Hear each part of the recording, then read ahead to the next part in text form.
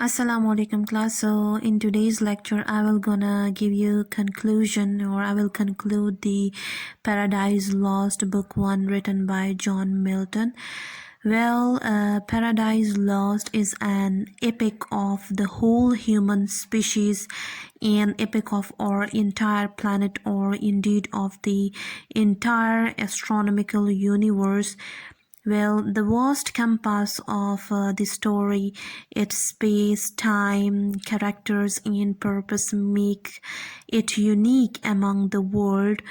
And actually, Paradise Lost deals with the whole human race and indicates the destiny of all humanity through the sin of the first man created by God, that was Adam and Eve.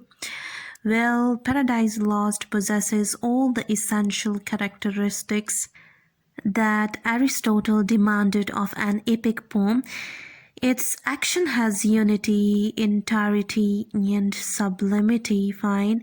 And Milton secures the unity of action by starting at the middle of the story and by opening the poem with the infernal council debate in hell, where man's fall is plotted, fine.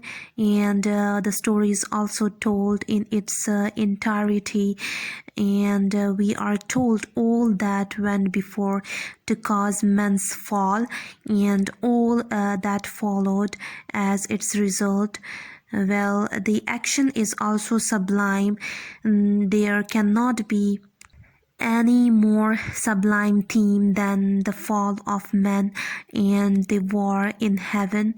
The characters of Paradise Lost are also true epic characters, and they are majestic, and they are as many and as various as the peculiar nature of the poem allowed. Its language is also sublime and appropriate to the characters. It is a perfect model of epic diction.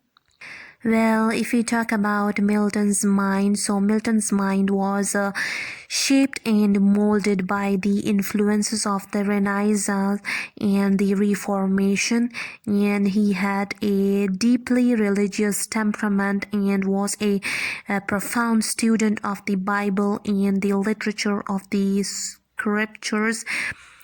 Okay, so that's at the back of Milton's mind. So there were the best fruits of classical scholarship and biblical learning. He was a lover of art and music, and possessed what may be an all, we could say, round culture of the mind.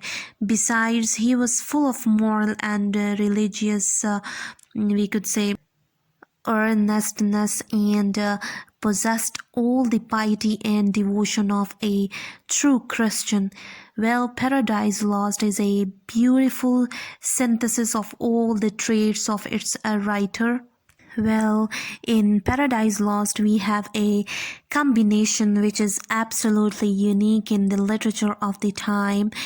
Okay, so if we talk about the style of the Paradise Lost, so in the style of Paradise Lost, we find the unmistakable impress of classical scholarship. The use of similes, history, geography, and Milton's knowledge of the ancient and modern literatures, his love of art and music, his culture and refinement, all point to the influence of Renaissance on his receptive mind.